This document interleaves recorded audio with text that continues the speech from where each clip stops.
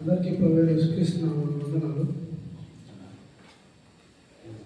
ఆరోగ్యం ప్రవేశించక ముందు ఎఫెసీయులకు రాసిన పత్రిక 2వ అధ్యాయం 19వ వచనం అందరం కలిసి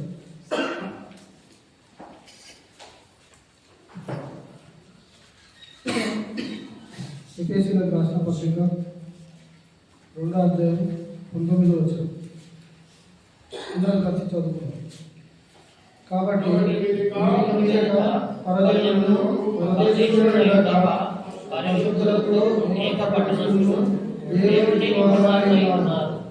అలాగే రోమా 12వ అధ్యాయం 1వ వచనం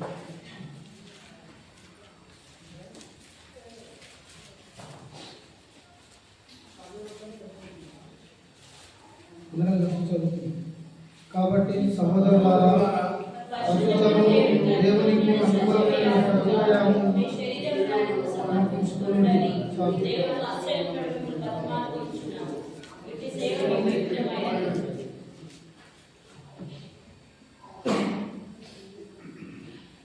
అలాగే కర్మగీతాలు 5వ అధ్యాయం 10వ వచనం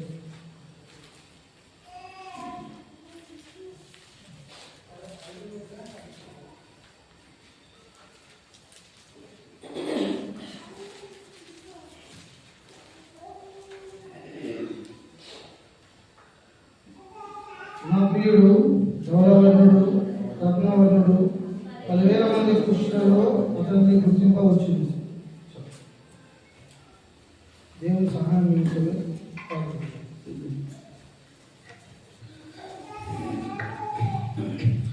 మహాపరిశుద్ధుడైన గొప్ప తండ్రి, మహోన్నతుడా, మా అఖండ నిత్య నివాసి, అద్భుతకరుడ, ఆలోచనకర్త, ఆకాశం మహాకాశంలో పడజలం గొప్ప దేవ, మీ శ్రేష్టమైన ఘనమైన పుణ్యపాదాలకి వేలాది స్తోత్రము చెల్లించుకుంటున్నాం తండ్రి.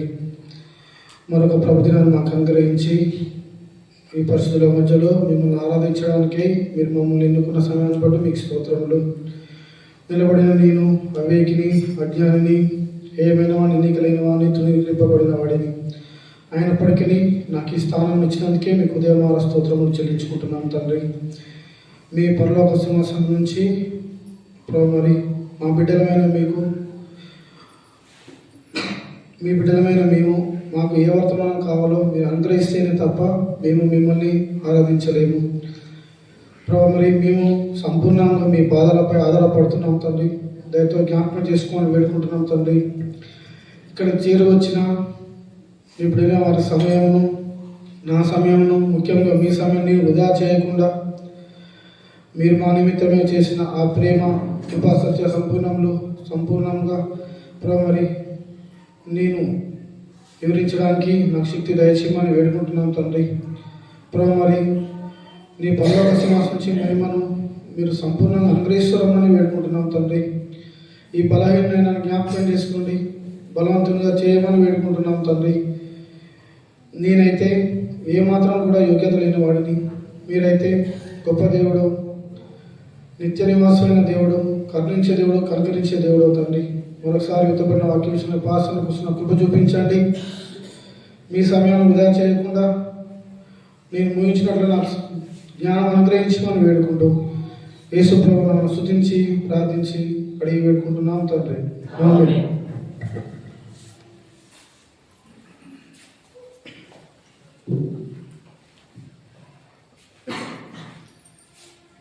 ఎఫెసీయులకు రాసిన 2వ అధ్యాయం 19వ వచనంలో అపోస్తలుడైన పౌలు గారు ఎఫెసీ సంఘానికి రాసి వచ్చాడు. అయితే ఈ ఎఫెసీ సంఘంలో చాలా బలహీనతలు ఉంటూ వచ్చింది. బలహీనతలు ఉన్నాయి. దేవుడు వారికి అనుగ్రహించిన ఆశీర్వాదాలు కూడా ఈ సంఘంలో మనం చూస్తూ వస్తుంది. అయితే వాళ్ళు ఏ విధంగా ఎఫెసీ సంఘం పడిపోయినప్పుడు దేవుడు ఏ విధంగా వారిని కట్టుతూ వచ్చాడు, ఆరాధన ఏ విధంగా చేయాలి, సంఘంలో మెలకువగా ఎలా జీవించాలి, ప్రార్థన ఎలా చేయాలి, విజ్ఞాపనలు ఎలా చేయాలి, అది పట్టుదలతో ఎలా చేయాలి, పూర్ణమైన పట్టుదలతో ఎలా చేయాలి, మన తల్లిదండ్రులను ఎలా సన్మానించాలి, ఇంత మాత్రమే కాకుండా పరిస్థితుల గురించి, కాలముల గురించి, క్రీస్తు పరకల వాసన గురించి ఈ పత్రికలో అపోస్తలుడైన పౌలు గారు ఎఫెసీ సంఘానికి రాస్తూ వచ్చాడు. అందులో భాగంగానే ఎఫెసీ 2వ అధ్యాయం 19వ వచనంలో ఎఫెసీ సంఘానికి దేవుడు పౌలు గారు రాస్తూ వచ్చారు. ఏమనంటే, కాబట్టి మీరు ఇక మీదట పరజనులను పరదేశులను ఉండక పరిస్థితులకు ఏకపట్టణస్తులను దేవుని ఇంటి వారుగా ఉన్నారు. అయితే మనము దేవుని ఇంటి వారుగా ఉండడానికి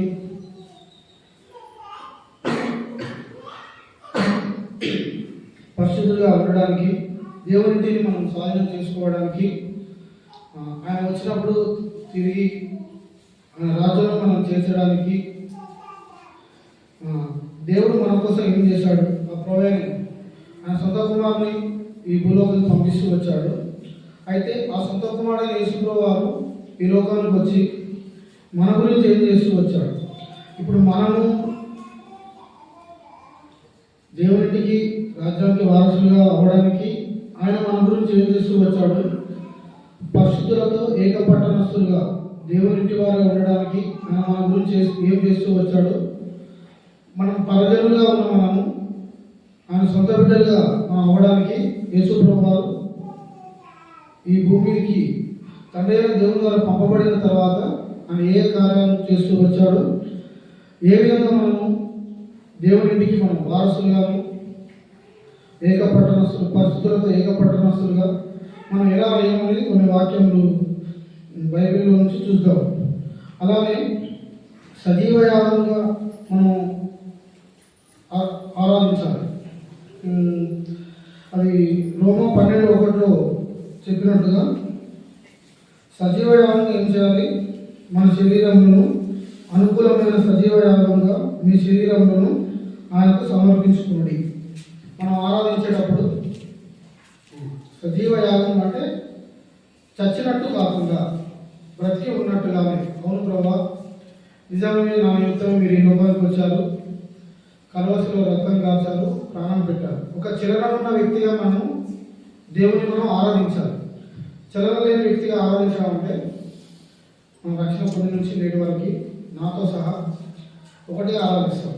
ఏమంటే మెసేజ్ అర్థం కాకుండా మనం విన్నదనం తెలీదు. మరి నా అడుగులను గడ్డపై ఎత్తూ వచ్చావు, నన్ను కాస్తూ కాపాడుతూ వచ్చావు, గత వారం నుంచి మనం కాస్తూ కాపాడుతూ వచ్చామని అది చెప్తూ వచ్చాం. కానీ దినదినము మన ఆరాధన ప్రభుకు సజీవ యాగంగా ఉండాలి.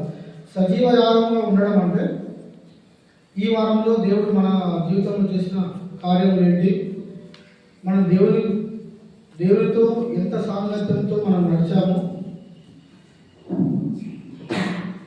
దేవునితో ఎంత సాంగత్యంతో మనం నడిచాము, దాని గురించి మేలులను మనం తలపిస్తూ దేవుడు మనకి ఏమై ఉన్నాడో చేయడమే సజీవ యాగమైన ఆరాధన. ప్రార్థన అంటే అడగడము, ఆరాధన అంటే కృతజ్ఞత అంటే వందనాలు చెల్లించడం. ఆరాధన అంటే దేవుడు మనకు ఏమై ఉన్నాడో అది దేవుడికి చెప్పి స్తోత్రం చెల్లించడం ఆరాధన. ఎగ్జాంపుల్ ఏంటంటే, గడిచిన దినం నుంచి ఈ దినం వరకు నన్ను కాచి కాపాడు, నా జీవితంలో నా ప్రాణ రక్షకుడిగా ఉన్నందుకే మీకు స్తోత్రములు. ఇది ఆరాధన.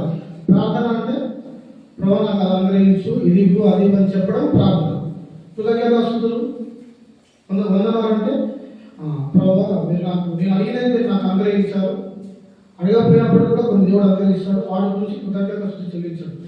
అయితే ఇప్పుడు మనం ఆరాధన వర్తమానంలో ఉన్నాం కాబట్టి క్రీస్తు మనకి ఏమై ఉన్నాడు, క్రీస్తు మనకి ఏమై ఉన్నాడు అది మనకి తెలుస్తుంది. మనం రక్షణ పొందిన నాటి నుంచి నేటి వరకు దేవుడు మన పట్ల చేసిన కార్యములు, అద్భుత కార్యములు, ఆశ్చర్య కార్యములు, ప్రతి ఒక్క నిమిషంలోనూ ప్రతి ఒక్క క్షణంలోనూ క్రీస్తు లేనిది, దేవుడు లేనిది విశ్వాసంగా మనం ఈ లోకయాత్రలో మనం సాగలేదు. అలాంటప్పుడు మనం ఉద్యోగం చేసే విషయంలోనూ, డ్యూటీ విషయంలోనూ, మనం ఎదుర్కొంటున్న సవాళ్ళ విషయంలోనూ దేవుడు మనకు సహకారిగా ఉంటాడు. అప్పుడు మనం ఏమని ఆరాధించాలి? ప్రభా ఈ వారంలో నాకు నా ఉద్యోగం చేసే పరిస్థితుల్లో ఈ విధమైన పరిస్థితి వచ్చింది, కానీ మీరు నాకు సహాయం చేశారు, నాకు సహాయకుడిగా ఉన్నందుకే మీకు స్తోత్రం అని చెప్పాలి. అది ప్రార్థన అంటే అడగడము, కృతజ్ఞతాస్తుతులు అంటే వందనాలు చెప్పడము, ఆరాధన అంటే దేవుడు మన జీవితంలో మనకి ఏమై ఉన్నాడో చెప్పడమే, స్తోత్రం చెప్పడమే. అది ఒక పర్సనల్ కంటెంట్ని చూపిస్తుంది మనకి. యేసు ఏమై ఉన్నాడు, ఇప్పుడు ఒక పర్సన్ మంచివాడు అంటే అది ఒక వ్యక్తిత్వానికి సంబంధించింది. అలాగే మన యేసు ప్రభువారు కూడా చాలా వ్యక్తిత్వాలు ఉంటాయి. ఒకటి కాపరి అని, రెండు సహాయకుడు అని, ఇలా చూసుకుంటే చాలా ఉంటాయి. మహాగణుడని, మహోన్నతుడని, నిత్య నివాసి అని, ఇక వాటిని చూసుకుంటే ఆ చిట్ట చాలా ఉంటుంది, సమయం లేదు కాబట్టి. కానీ క్రీస్తు మన జీవితంలో ఏమై ఉన్నాడో వాటి విషయం గురించి మనం తరపున దేవుని ఆరాధించాలి. అయితే ఆ పరజనులను పరదేశులని ఉన్న పట్టణానికి ఈ లోకంలో పరిశుద్ధులను పట్టణస్తులు దేవుని వారుగా ఆయన రాజ్యాన్ని నివాసులుగా చేయడానికి ఆయన యేసుప్రభువారిని ఈ లోకానికి పంపుతూ వచ్చాడు. ఆయన ఏ విధంగా వచ్చాడు, ఆయన మన కోసం ఏం చేశాడు, ఏ విధంగా మనల్ని ఆ పరలోక రాజ్యానికి వారసులుగా చేసి ఆయన ఇంటి వారు మనం చేస్తారనేది చూసుకున్నాము. లూకా సువార్త 2వ అధ్యాయం 11వ వచనం. లూకా సువార్త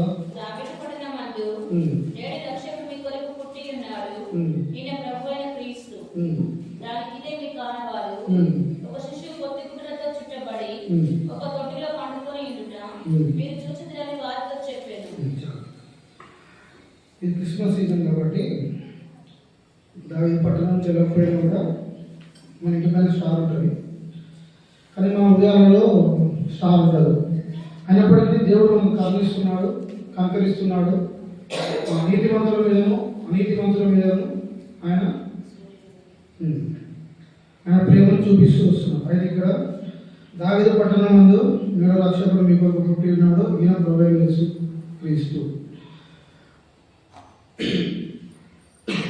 మనల్ని పరిచయులుగా ఉన్న మనల్ని పరదేశులుగా ఉండనియాక ఆయన పట్టణానికి మనం ఆయన ఇంటి వారిగా అవ్వడానికి, ఆయన రాజ్యానికి వారసులుగా అవ్వడానికి మొట్టమొదటిగా ప్రభు చేసిన కార్యం ఏంటంటే మానవ రూపం ధరించుకొని ఈ భూలోకానికి వచ్చి కన్యాగర్భంలో పరిశుద్ధాత్మ ద్వారా జన్మించి సత్రంలో కూడా స్థలం లేనందువలన పశువుల పాకలు జన్మించిన యేసు ప్రభువారు ఎవరి నిమిత్తమే?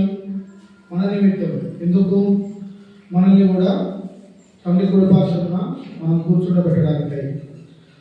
ఎందుకు ఆయన పశువుల పాకలో జన్మించాల్సి వచ్చింది అంటే నీ పాపం నిమిత్తమై, నా పాపం నిమిత్తమై ఆయన స్వస్థములతో చేసిన మనుషులు తప్పిపోయారు, ఆజ్ఞాతిక్రమించారు.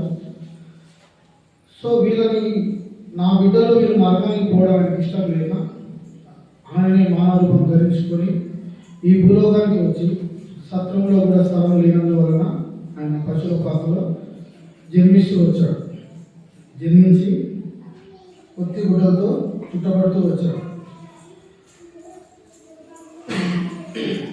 మనకు ఆనవాళ్ళు అనుగ్రహిస్తూ వచ్చాడు. పొత్తి గుడ్డలు అంటే చిన్న బిడ్డలకి రక్షణ, చలికి తగలకుండా. పుట్టగానే ఏం చేస్తారు? టవలు ఏదైనా చుట్టేస్తారు. ఎందుకంటే ఇప్పుడే తల్లి గర్భం నుంచి జన్మించిన బేబీకి ఏ లోక సంబంధం, ఈ ప్రపంచ బాహ్య సంబంధమైన వాతావరణం అలవాటు పడడానికి కొంచెం టైం పడుతుంది. అది ఒక రక్షణ. ఈ పొత్తి గుడ్డలతో చుట్టబడిన బాలుడైన యేసుక్రీస్తు వారు మనకు ఒకదాని సదృశ్యంగా ఉంటాడు. మనం రక్షించడానికై ఆయన ఈ భూలోకానికి వచ్చాడని, ఈ లోక సంబంధమైన అపవాది మన పైన దాడి చేయకుండా ఉండడానికి, మనం నరకానికి మనం వారసులు అవ్వకుండా ఉండడానికి ఈ పొత్తి గుడ్డలు ఇవి మనకి ఆనవాలుగా ఉంటాయి. అట్లా యేసు ప్రభు వారు ఏం చేస్తూ వచ్చారంటే ఏదో ఒక సంబంధమైన అపవాది మన మీద దాడి చేయకుండా ఉండడానికి మనకు రక్షకుడుగా ఉంటూ వచ్చాడు, మనకు ఒక ప్రొటెక్టెడ్గా ఉంటూ వచ్చాడు. ఇప్పుడు మనం దేవుని ఆరాధిస్తాం. అవును ప్రభా, నా నిమిత్తమే మీరు ఈ లోకానికి వచ్చారు, నా పాప నిమిత్తమే వచ్చారు.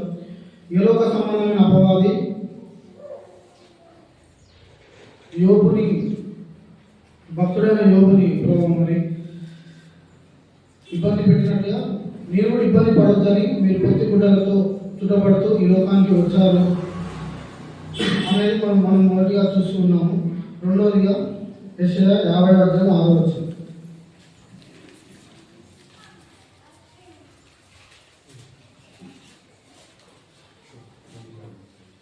కొట్టువారికి నా వీపును అప్పగించితిని, వెంట్రుకలు పెరిగిపోయే వారికి నా చెప్పులను అప్పగించితిని, ఉమ్మి వేయ వారికి అవమానపరచు వారికి నా ముఖము దాచుకొనలేదు. మొట్టమొదటిగా మనం ఆయన పట్టణానికి వారసులు అవ్వడానికి ఏం చేస్తూ వచ్చాడు? మానవులమైన మనము పరలోక రాజ్యానికి వారసులు అవ్వడానికి మొట్టమొదటిగా ప్రభువైన యేసుక్రీస్తు వారు ఏం చేస్తూ వచ్చారు ఈ భూమిపైకి?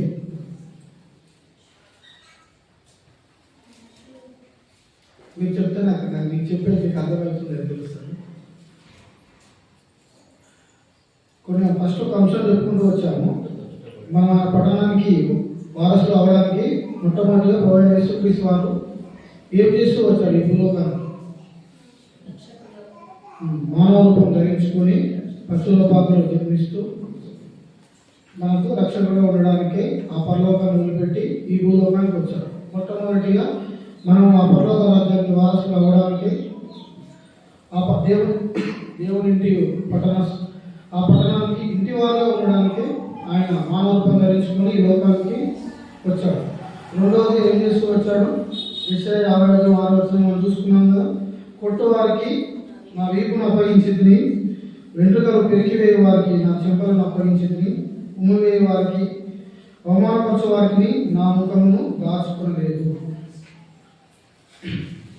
బైబిల్లో ఎక్కడైనాను లేదా మనం చూసిన కరుణామయుడు మూవీలో కానీ ప్యాషన్ ఆఫ్ ది క్రైస్ట్లో కానీ ఎక్కడైనా యేసు వారు నన్ను కొట్టకండి, నన్ను వదిలేయండి ఎక్కడ చెప్పినట్టు మనకు గుర్తుంది ఎవరికైనా? లేదు. అంటే దేవుడు ఏం చేస్తూ వచ్చాడు? కొట్టండి, నేను నా స్వస్థలతో చేసిన నా బిడ్డలు పడిపోయారు, వాళ్ళ ఆజ్ఞను అతిక్రమించారు కాబట్టి వారు మళ్ళా నా బిడ్డలుగా అవ్వడానికి పూర్వక శిక్ష అనుభవించారు. ఆ శిక్ష నేనే అనుభవిస్తాను. నన్ను కొట్టండి, నా వీపును కొట్టండి, నా వెంట్రుకలు పెరిగివేయండి, నా చెంపలను గుద్దండి, నన్ను ఉమ్మండి. ఇవన్నీ నా బిడ్డల మీద, నేను నా స్వస్థలతో తయారు చేసిన నా ప్రియులైన వారి మీద, నా బిడ్డల మీద మీరు చేయడం ఎవరికి ఇష్టం లేదు, దేవుడికి ఇష్టం లేదు. అందుకని ఏం చేశాడు? తన సొంత కుమారుడు యేసుప్రభువు వారిని లోకానికి పంపించి మనకు రావాల్సిన శిక్ష మొత్తము ఆయన మీద మోపుకుంటూ వచ్చాడు. మొట్టమొదటిగా ఆయన పుట్టిన స్థలము పరిశుద్ధమైన స్థలం కాదు. రెండవది ఆయన పడిన బాధ భరించలేని బాధ. కొట్టడం అంటేనే భయమైపోతుంది. నేను చెల్లపల్లి జైల్లో చేస్తుంటాను. అక్కడ ఎవరైనా లోపల తప్పు చేయాలి కానీ మొత్తం తాట తీసేస్తారు, తీసి హాస్పిటల్ పంపించేస్తారు.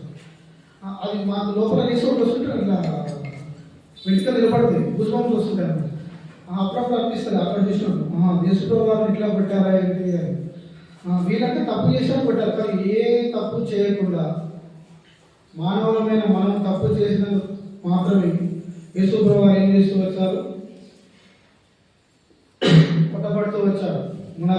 మన తలతో ఆలోచించిన పాపంలోనే తలలో మేకులు, తలలో ములగిట కొట్టబడుతూ వచ్చింది. చేతులతో చేసిన పాపం నిమిత్తమే చేతులలో మేకులు, కాళ్ళతో పాపం చేయడానికి పరిగెత్తిన నిమిత్తమే కాళ్ళలో మేకులు, మన హృదయంలో ఆలోచించిన నిమిత్తమే ప్రక్కన బలపడు, మన శరీరం అంతా పరిగెత్తిన వెంటరిస్తూ వచ్చాం. మన కళ్ళతో మనం ఒక పరిస్థితిని చూసి ఊహించుకుంటూ ఉంటాం. మన శరీరాలు మొత్తం అపవిత్రం చేస్తూ వచ్చాము కాబట్టి ఆ శరీరం మొత్తం పంచగాయాలు అని చెప్తారు, కానీ తల నుంచి అరికాలు వరకు ఒక్క దగ్గర ఆయన స్వస్థత లేకుండా ఆయన శిక్షింపబడుతూ వచ్చాడు. ఆ శరీరం అంతా చాలా గుణపడుతూ వచ్చింది, శరీరం అంతా కొరడాలతో కొట్టబడుతూ వచ్చింది. ఆయన ఇవన్నీ ఇంత మాత్రమే కాకుండా శిలువను మోసుకుంటూ భరిస్తూ తలవారి కొండపైన వెళ్తూ వచ్చింది.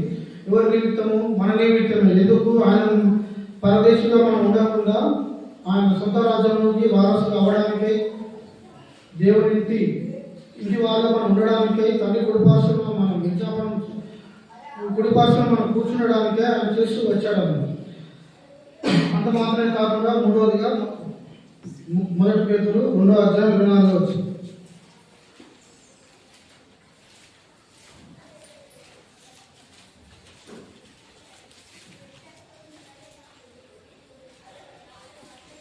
మనము పాపముల విషయమై చనిపోయి నీతి విషయమై జీవించినట్లు ఆయన తానే తన శరీరమును మన పాపములను రాని మీద మోసుకునేను. ఆయన పొందిన గాయముల చేత మీరు స్వస్థత నొందితిరి. మనము పాపముల విషయమై చనిపోయి నీతి విషయమై జీవించినట్లు ఆయన తానే తన శరీరమును మన పాపములను రాని మీద మోసుకునేను. ఆయన పొందిన గాయముల చేత మీరు స్వస్థత నొందితిరి. మనం ముందు చూస్తూ వచ్చాము, ఆయన గాయంలో చూస్తూ వచ్చాము. కానీ ఆ గాయంలో లేకపోతే మనకేం లేదంట, స్వస్థత లేదు. సో ఇప్పుడు చెప్పండి, ఆయన ఎందుకు గాయపడుతూ వచ్చాడు? శరీర సంబంధమైన స్వస్థత, ఆత్మ సంబంధమైన స్వస్థత. మన ఉదయము బైబిల్లో ఒక మాట ఉంటుంది, బయట ఉన్న ప్రపంచము మనుషులను కరవ చేయదు, మన హృదయంలో ఉన్న ఆలోచనలు ప్రపంచాన్ని కరవ చేస్తాయి. సో ఆ విధంగా మన హృదయంలో ఉన్న ఆ దౌర్భాగ్యమైన స్థితి పోవడం కోసం ఆయన కొరడాలతో కొట్టబడుతూ వచ్చాడు. ఆయన పొందిన గాయముల చేత మనకు స్వస్థత వచ్చింది. మనము పాపం విషయమై చనిపోయి నీతి విషయమై జీవించినట్లు. బాప్తిస్మం ఇస్తారు కదా, ఇచ్చినప్పుడు ఏమంటారు? నువ్వు పాత మనిషిగా చనిపోయి కొత్త మనిషిగా తిరిగి లేవాలి. కానీ పాత మనిషిగా పడుకొని మళ్ళీ పాత మనిషిగానే వేస్తే ఏం ఉపయోగం? సో అప్పుడు మనం బాప్తిస్మం ఇచ్చినప్పుడు చెప్తూ వస్తాం, చనిపోవాలి, పాపం విషయంలో చనిపోతూ రావాలి. మీరు గడిచిన దినాన్ని, గడిచిన ఆలోచనలను వాటన్నిటిని సంపూర్ణంగా వదిలేసి క్రీస్తు నిమిత్తమై సంపూర్ణంగా జీవిస్తారా? సరే, జీవించడం పక్కకు పెడితే క్రీస్తు నామానికి అవమానం రాకుండా మనం జీవించగలుగుతామా అనే క్వశ్చన్స్ వాళ్ళు అడుగుతూ ఉంటారు. మనం వాటన్నిటికీ జీవిస్తాము. వాటన్నిటితో రేపటి నుండి చూడాలా, మనం ఈరోజు బాప్తిస్మం ఇచ్చినాం కదా, రేపు నుంచి మొత్తం అనజనులు మొత్తం మన నుంచి వచ్చేస్తారు, సంఘంలోకి వచ్చేస్తారు, సువార్త చెప్తా అయిపోతుందని. ఒక 1 వీక్ తర్వాత, నా సిచ్యువేషన్ చెప్తున్నా, ఒక 1 వీక్ తర్వాత బాప్తిస్మం తీసుకున్నాం, వాగ్దానం వచ్చింది, అయిపోయింది.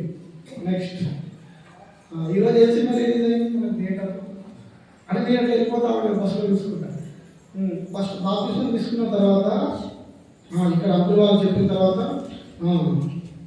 పాపం విషయం చనిపోయినా అనుకో, యేసు కోసం జీవిస్తా అనుకో, ఇవన్నీ చెప్తూ వచ్చాను. వచ్చిన తర్వాత ఒక 2 రోజులు మంచిగా ఉంది, 3 రోజులు మంచిగా ఉంది, 4 రోజులు మంచిగా ఉంది, 5వ రోజు ఎక్కడన్నా సినిమా రిలీజ్ అయిన ఎట్లా పోదామా. మా నాన్న పాకెట్ మనీ కోసం 10 రూపాయలు ఇస్తే తినకుండా దాపెట్టుకొని సినిమా పోయేది. మా నాన్నకి అప్పుడే తెలిసింది. సో మనం ఏం చేస్తూ రావాలి? పాపం విషయంలో చనిపోయి నీతి విషయంలో జీవించినట్లు ఆయన తానే తన శరీరం ముందు మన పాపములను మన మీద మోసుకున్నాడు. అయితే మన భారంలో మొత్తం యేసుప్రభువు వారికి అప్పగిస్తూ రావాలి. ఎందుకంటే మన పాపం విషయం మనం జీవించాల్సిన అవసరం లేదు. ఎందుకంటే యేసుప్రభువు వారు ఈ లోకానికి వచ్చారు, పొత్తిగుడ్డతో చుట్టబడుతూ వచ్చాడు. రెండవదిగా కుటుంబానికి వీటిని అప్పగిస్తూ వచ్చాడు. మూడవదిగా మన స్వస్థత అనుగ్రహిస్తూ వచ్చాడు. ఆయన పొందిన గాయమచ్చలో మన స్వస్థత వచ్చింది కాబట్టి మనం ఏం చేయాలి? పాపం విషయంలో ఎప్పుడో చనిపోయాడు, కానీ దినదినము చనిపోవద్దు. మనం దినదినము నీతి విషయంలో బ్రతకడానికి ప్రయత్నించాలి తప్ప పాపం విషయంలో రోజు చనిపోతూ రోజు బ్రతుకుతూ రావద్దు. ఒకసారి చనిపోయాము పాపం విషయమే, రెండవదిగా ఒకసారి బతికాము, ఇక దినదినం ఏం చేయాలి? మనం బ్రతకడానికి ప్రయత్నించాలి. ఎవరి కోసం? క్రీస్తు కోసం బ్రతకడానికి ప్రయత్నించాలి. మనం తప్పు చేయాలనిపించినప్పుడు, పడిపోవాలనిపించినప్పుడు, అవును ప్రభావ నా కోసమే మీరు ఈ లోకానికి వచ్చారు, పొత్తిగుడ్డతో చుట్టబడుతూ వచ్చారు, సత్రంలో స్థలం లేనందు వలన మీరు పచ్చల పాపలు జన్మిస్తూ వచ్చారు, కొట్టడానికి వారు ఈటను అప్పగిస్తూ వచ్చారు.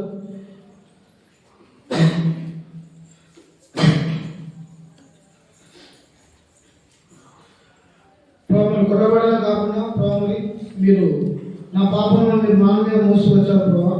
ఆ కల్వారి కొండపైకి మీరు నా పాపను మోసుకుంటూ వెళ్ళారు. కల్వశిలో రకం కాల్చారు, ప్రాణం పెట్టారు, 3 దినాలు మృత్యుంజయుడిగా లేచారు. ఇవన్నీ ఆయన చేసిన తర్వాత మనం ఏం చేయాలి?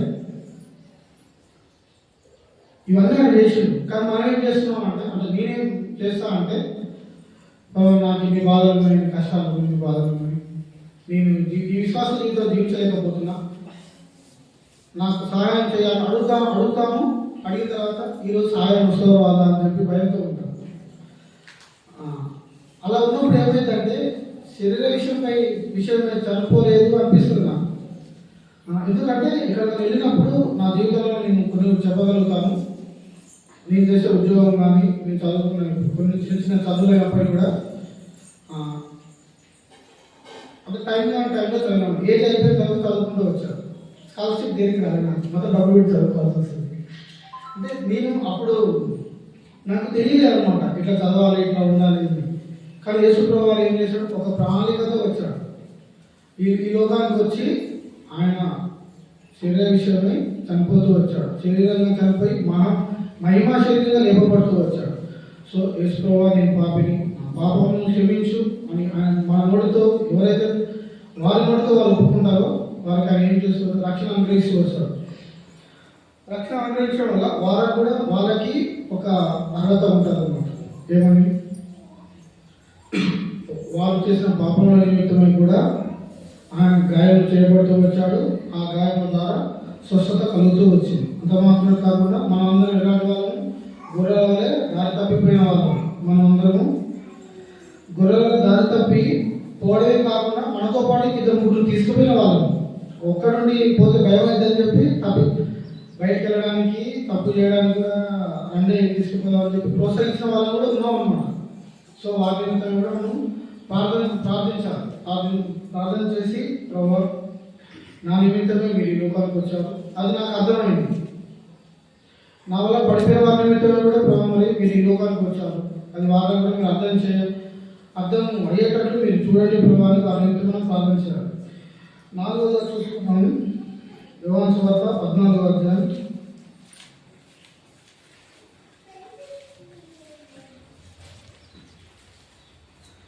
2వ వచనం 3వ వచనం.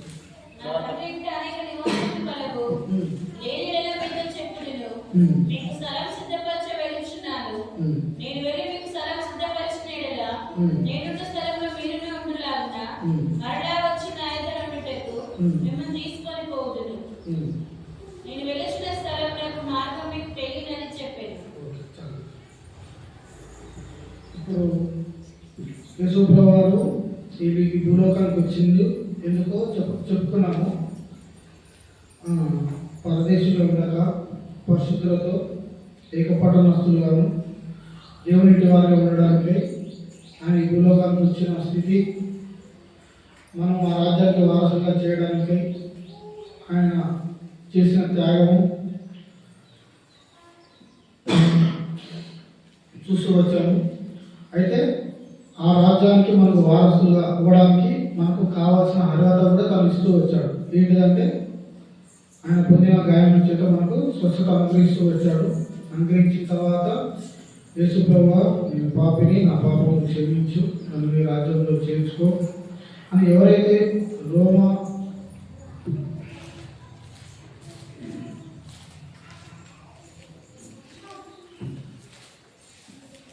19లో చెప్పినట్లు అదేమనగా యేసుప్రభువు నీ నోటితో ఒప్పుకొని దేవుడు మృతుల నుండి ఆయన లేపినని నీ హృదయం ముందు విశ్వసించినట్లుగా నీవు రక్షింపబడదు.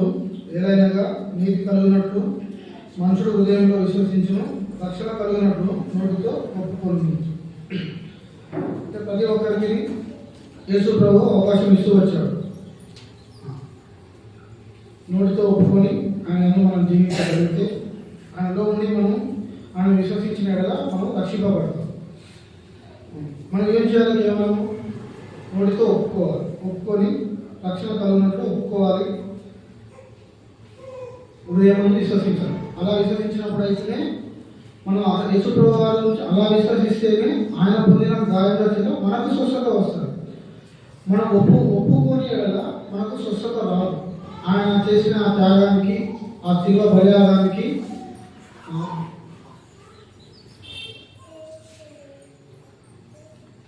అర్థం ఉండదు. సో మనం కూడా ఏం చేయాలి? దినదినము కడగబడుతూ రావాలి. ఆయన చేసిన మేలులను మనం గుర్తెరిగి మనం ఆరాధిస్తూ రావాలి. అయితే ఇప్పుడు యోహాను సువార్త 14:2-3 దేవుడు చెప్తున్నాడు,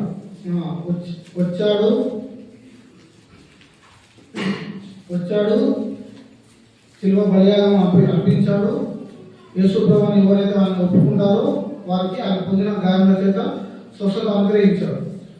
అయితే మనల్ని ఆయన సంకల్పం ఏంటి? మనం పరిజనులుగా ఉండక ఈ భూలోకం నుండి మనల్ని ఆయన రాజ్యానికి స్వతంత్రులుగా చేయాలి, రాజ్య నివాసులుగా చేయాలి, దేవుని ఇంటి వారుగా చేయాలి, ఆయన పట్టణస్తులుగా చేయాలి. మన నిలవమైన పట్టణం ఇక్కడ కాదు కాబట్టి మనం వచ్చినప్పుడు ఎత్తబడే గుంపులో ఉండడం నిమిత్తమై మనకు కొన్ని ఫెసిలిటీస్ ఇస్తూ వచ్చాడు. అవి ఏంటంటే రోమా 10:9-10 మనం చూస్తూ వచ్చాడు. అయితే ఇప్పుడు మళ్ళీ చెప్తున్నాడు దేవుడు యోహాను సువార్త 14:2-3 నా తండ్రి ఇంట అనేక నివాసములు కలవు అంటే పట్టణం నుండి నివాసములు రెడీగా ఉన్నాయి, మీరు ఒప్పుకుంటే నేను తీసుకెళ్ళిపోతాను, లేదా నేను వచ్చినప్పుడు మిమ్మల్ని తీసుకెళ్ళిపోతాను. ఇంకా నివాసములు ఉన్నది, నేను మీకు వెళ్ళి స్థలం సిద్ధపరిచిన ఎడలా నేనుండు స్థలంలో మీరును ఉండలాగున మరలా వచ్చి నా దగ్గర ఉండటం నేను తీసుకుని పోవద్దును. ఇక్కడ 2 అంశాలు చూసుకుంటే, ఒకటి ఆయన ఉండు స్థలము మనకు తెలుసు, 4వ వచనంలో ఉండటం యేసు ప్రభువు వారు ఉండు స్థలము తెలుసు. ఒకటి. రెండోది ఆయన సిద్ధపరిచిన స్థలము మనకు తెలుసు.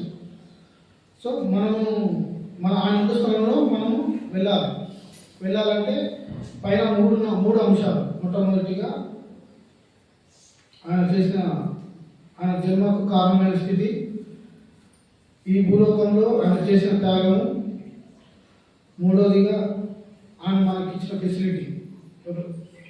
యేసు నోటితో ఒప్పుకున్న తర్వాత మనం రక్షింపబడిన తర్వాత ఆయన పొందిన గాయాల చేత మనకు స్వస్థత కలుగుతుంది. స్వస్థత కలిగిన తర్వాత ఏమవుతుందంటే ఆయన తండ్రి అంటే యేసుప్రభు వారి తండ్రి మనకు కూడా తండ్రి కాబట్టి మన తండ్రి ఇంటికి మనకు అక్కడ నివాసం ఉన్నాయి కాబట్టి అక్కడ మనం ఏమవుతాము?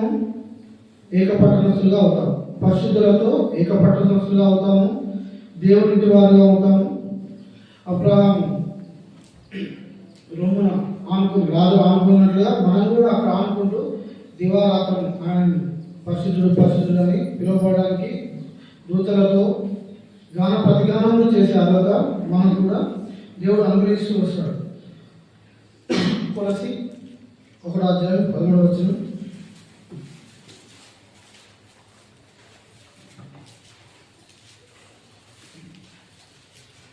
ఆయన మన అంధకార సంబంధమైన అధికారముల నుండి విడుదల చేసి తాను ప్రేమించిన తన కుమారుని యొక్క రాజ్య నివాసులుగా చేసేను.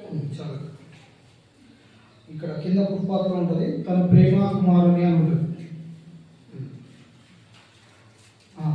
తన ప్రేమ కుమారుని ఈ భూలోకానికి పంపి అపరిశుద్ధమైన స్థలంలో జన్మకు కారణమయ్యి ఆయనకు శిలువ కప్పచెప్పి జ్ఞానం మీద మోపింపజేసి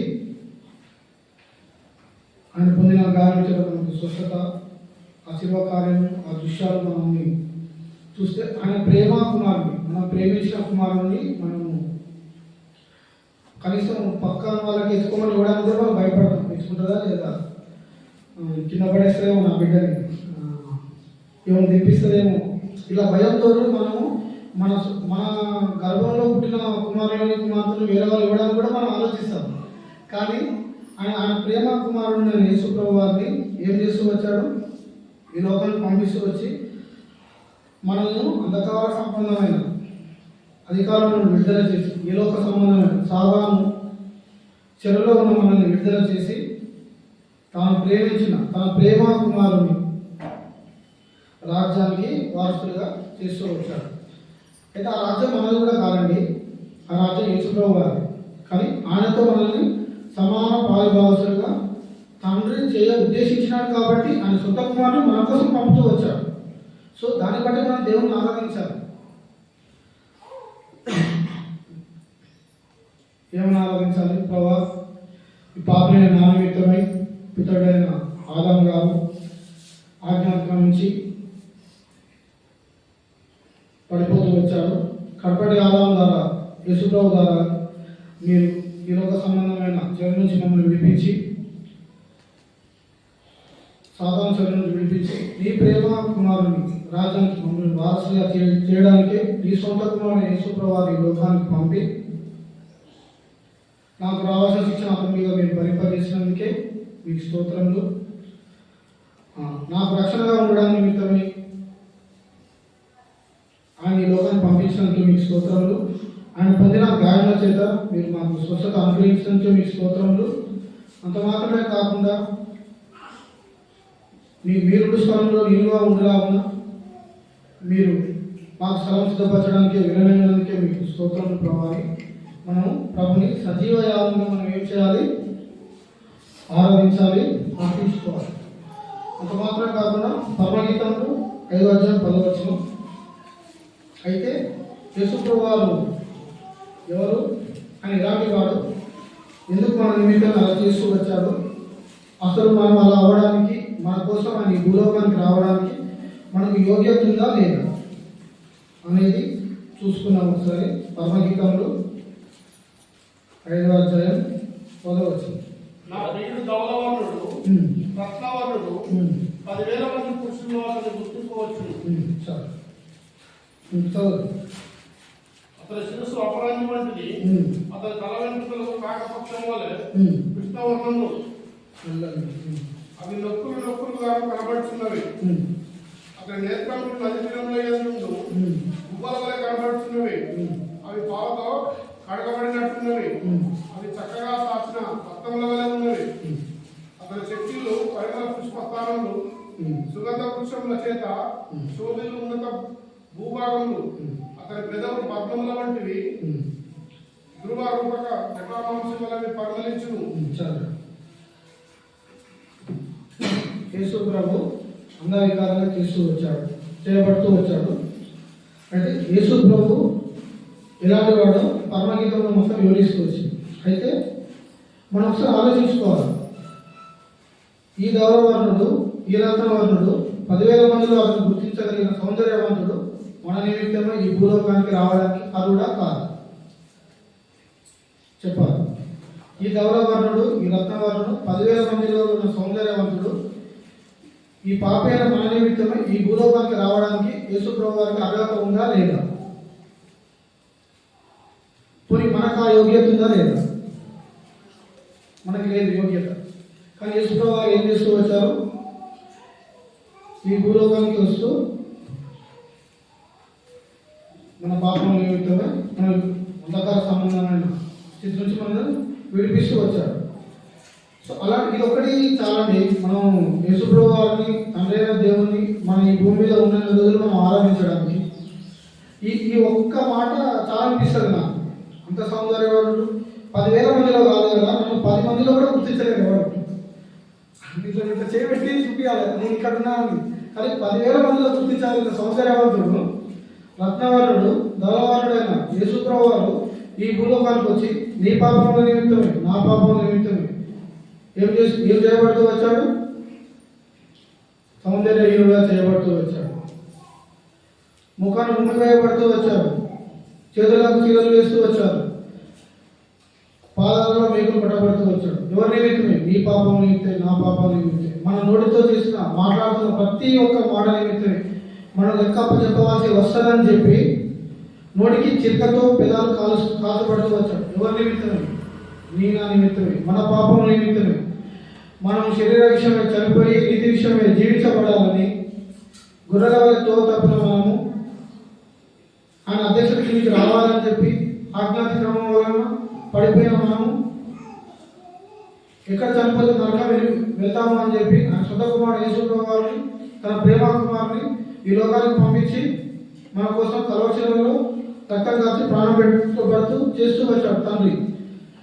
నీకు నాకు ఏం చెల్లలేకపోవచ్చు, కానీ యేసు ప్రభు వారు నా దేవా నా తండ్రి నా చేయి ఎందుకు విడిచితి అని అడిగినప్పుడు ఆ తండ్రి హృదయం ఎంత గాయపడుతూ వచ్చిందో ఒకసారి ఆలోచించారా? నా దేవా నా చేయి పట్టుకో, నన్ను వదలవు కానీ అన్నప్పుడు తండ్రి అయిన దేవుడు యేసు ప్రభు వారి చేయి పట్టుకోకుండా వదిలేసినప్పుడు తండ్రి అయిన కుమారుడు యేసు ప్రభు వారు ఎంత బాధపడుతూ వచ్చాడో ఒకసారి ఆలోచించామా? మనం ఈ లోకంలో జీవిస్తున్నప్పుడు ప్రతి ఒక్క ఆలోచనలోను, ప్రతి ఒక్క మాటలోను, ప్రతి ఒక్క నడవడికలోను యేసు ప్రభు చేసిన త్యాగాన్ని మనం గుర్తుంచుకొని, అవును ప్రభు మీరు ఇలా చేస్తూ వచ్చారు, నా పాపం మీరు శిలువ వేయబడుతూ వచ్చారు, నాకు రావాల్సిన శిక్షను మీరు భరిస్తూ వచ్చారు, ఆ నరకంలో నేను అగ్ని ఆరోగ్యం పురుగుచావని ఆ నరకంలో నేను దినదినము అనుక్షణము కాలబడుతూ రావాల్సిన నా నిమిత్తం మీరు ఆ కలవశిలలో మిట మధ్యాహ్నం శిలువ వేయబడుతూ వచ్చి ప్రాణం విడుస్తూ వచ్చాము. ఇప్పుడు మనం ఆలోచించాము. ఇప్పటి నుంచి ఆలోచిద్దాం. ప్రభా, రత్నవర్ణుడైన మీరు, ధవలవర్ణుడైన మీరు, 10,000 మందిని గుర్తించగలిగిన సమర్థుడైన సౌందర్యవంతుడైన నీవు మా నిమిత్తమై ఈ లోకానికి వచ్చావు. ఆ పశువుల పాత్రలు జన్మిస్తూ వచ్చావు. దుర్గంధమైన స్థలంలో మీరు జన్మించి పరిమళ సువాసన మీరు మాకు అనుగ్రహిస్తూ వచ్చారు. అంధకార సంబంధమైన చెరువుల నుంచి మమ్మల్ని విడిపించి దేవుని ప్రేమ కుమారు యొక్క రాజ్యానికి వారసులుగా చేస్తూ వచ్చావు. ఇట్టి ప్రేమను మేము ఎట్లా మేము మర్చిపోతే ఈ లోకంలో మేము జీవించగలుగుతున్నాం ప్రభావ అని ఎప్పుడైనా మనం ఆలోచించగలిగినామా? ఇలా బాధపడుతూ మనం దేవుని సృష్టించగలిగినామా? కొట్టువారికి నా వీపులు మీరు అందరి అప్పచెప్పారు ప్రభావ, అది నాకు రావాల్సిన శిక్ష అని చెప్పి మనం ఎప్పుడైనా మనం యేసు ప్రభువారిని ఏడుస్తూ మనం యేసు ప్రభువారి బాధల చేత మనం ఎప్పుడైనా దుఃఖపెట్టిన వారుగా ఉన్నామా? మానవ రూపం ధరించుకొని కోట్ల మంది దేవదూతలతో గానపదగానం చేయబడుతూ పరిశుద్ధుడు అని పిలువబడుతూ యేసు ప్రభువారు నీ నా పాపం నిమిత్తమై ఈ లోకానికి వచ్చి ఈ మనుషుల మధ్యలో ఆఫ్టర్ 60-70 సంవత్సరాలు చనిపోయి పాపానికి ఆ నరకానికి వారసులు అవ్వాల్సిన మన మధ్యలో ఆయన మరణించాల్సిన పరిస్థితి ఏర్పడింది అంటే అది ఎవరి వల్ల? మన పాపం నిమిత్తమే కాదా? అదొకసారి మనం ఆలోచించలేము. ప్రతి గుడ్డలతో చుట్టబడినప్పుడు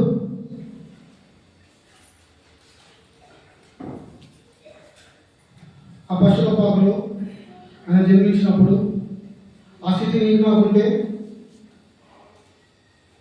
ఈ కాలంలో అయితే మనం డెలివరీ కూడా అవ్వలేము. అవసరమైతే నా వల్ల కాదు, నేను ఇక్కడ కాను. నార్మల్ డెలివరీ టైంలోనే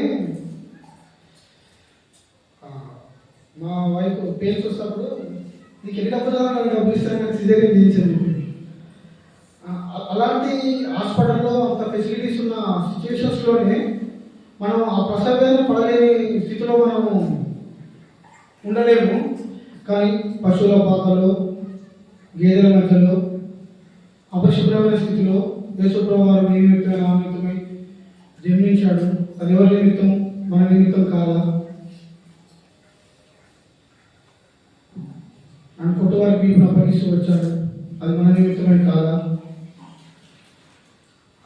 ఆయన గాయములు పొందుతూ వచ్చాడు. మన హృదయంలో ఉన్న కాఠిన్యం తొలగించడానికై,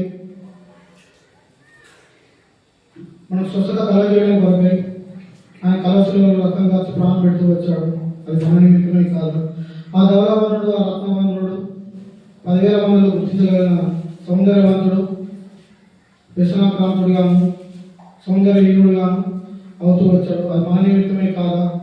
ఒకసారి మనం ఆలోచించుకుందాము. మొట్టమొదటిగా ప్రభువైన యేసుక్రీస్తు వారి లోకానికి వచ్చారు. రెండవదిగా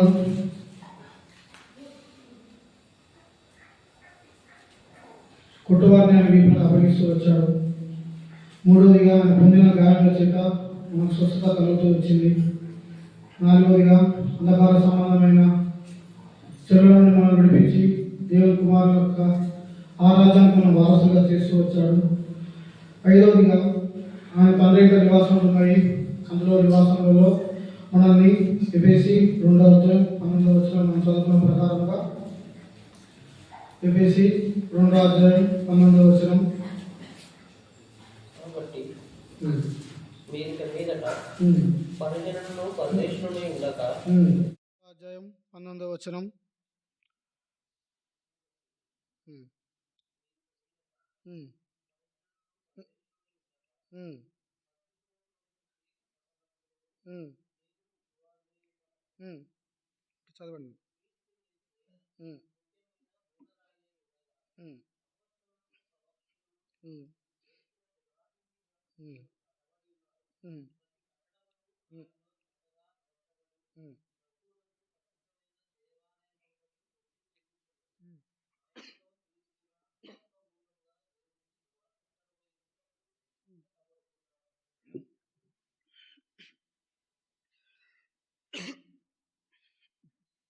మన పాయింట్ ఏంటంటే అందులో మనం చక్కగా అమర్చబడాలి. అమర్చబడడానికి ఒక కట్టడం ఉంటుంది. ఆ కట్టడం యేసుప్రభు వారు కట్టారు. మనము నిలుచుండి చూడాలి. యుద్ధము యెహోవాదే. సో మనం నిల్చుండి ముఖ్యంగా మనకు విశ్వాసమైన మనకు కావాల్సింది ఏంటంటే నిలుచుండే శక్తి. ఏం జరుగుద్దో ఏమని తొందరపడే ఆలోచన కాకుండా నిలుచుండే శక్తి. యెహోషువ నిల్చుండి చూచాడు, జయం పొందాడు.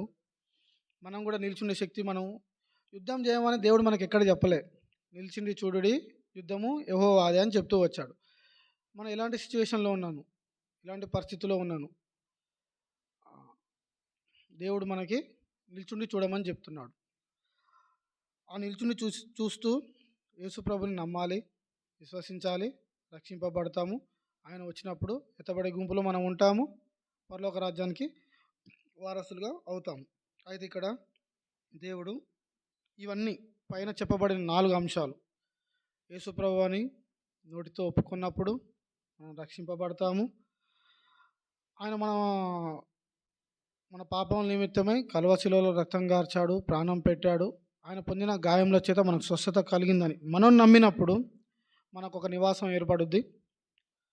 ఆ నివాసంలో మనం ఎలా ఉంటామంటే ఎఫెసీ మనం చదవబడిన అంశంలో ఎఫెసీ 2:19 ఉన్నట్లుగా ఇక్కడ మనం పరజనులుగా పరదేశులను ఉండక అక్కడ పరిశుద్ధులతో ఏకపట్టణస్తులను దేవుని ఇంటి వారుగా మనం అవుతూ వచ్చాము.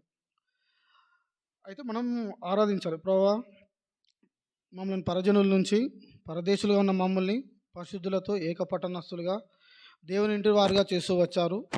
మేము అలా అవ్వడానికి, దేవుని ఇంటి వారుగా మేము అవ్వడానికి, ఏకపట్టణస్తులుగా అవ్వడానికి మీరు ఈ భూలోకానికి మానవ రూపం ధరించుకొని ఈ భూలోకానికి వచ్చి పశువుల పాకలో మీరు జన్మిస్తూ వచ్చారు. కొట్టువారికి మీ వీపును అప్పగిస్తూ వచ్చారు. మీరు పొందిన గాయముల చేత మాకు స్వస్థత అనుగ్రహించారు.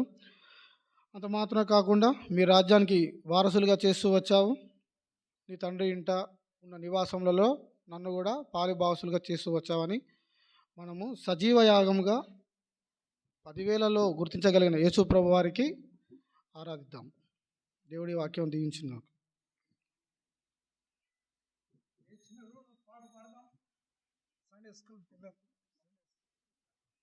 రండి, 134 పాట పాడదాం. పల్లవి మొదటి చరణం, చివరి చరణం.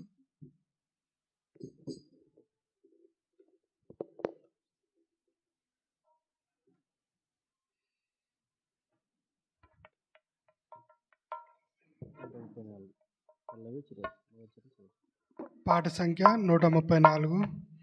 పాత పాటల పుస్తకం అయితే పాట సంఖ్య 132. మహాగణుడు మహోన్నతుడు పరిశుద్ధుడు నిత్య నివాసి. మహాగణుడు మహోన్నతుడు పరిశుద్ధుడు నిత్య నివాసి. మా సామర్థ్యము పునరుత్థానము మా జీవము మా రక్షణ నిధి. మా సామర్థ్యము పునరుత్థానము మా జీవము మా రక్షణ నిధి.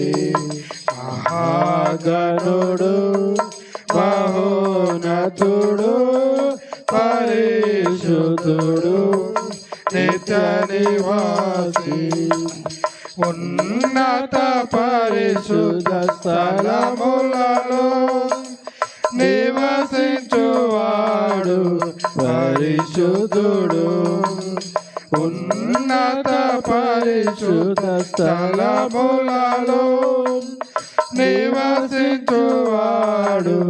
పరిశుద్ధుడు. అయినను నలిగిన వినయపు దీన మనసులో నివసించును జీవించును. అయినను నలిగిన వినయపు దీన మనసులో నివసించును జీవించును. మహాగణుడు పరిన్నతుడు పరిశుద్ధుడు నిత్య నివాసి మన క్రీస్తును బట్టి ఎల్లప్పుడు నిందకు పాత్రులమైతిమి. మన క్రీస్తును బట్టి ఎల్లప్పుడు నిందకు పాత్రులమైతిమి. అయినను ఎల్లప్పుడు రేగించును విజయముతో స్తోత్రములు. అయినను ఎల్లప్పుడు రేగించును మమ్ము విజయముతో స్తోత్రములు. మహాగణుడు మహోన్నతుడు పరిశుద్ధుడు నిత్య నివాసి. మహాగణుడు మహోన్నతుడు పరిశుద్ధుడు నిత్య నివాసి. సోదరులు ముందు జరిగి కూర్చోండి. మొదట ఒక సహోదరుడు, తర్వాత సండే స్కూల్ టీచర్ వచ్చిందా? Sunday school teacher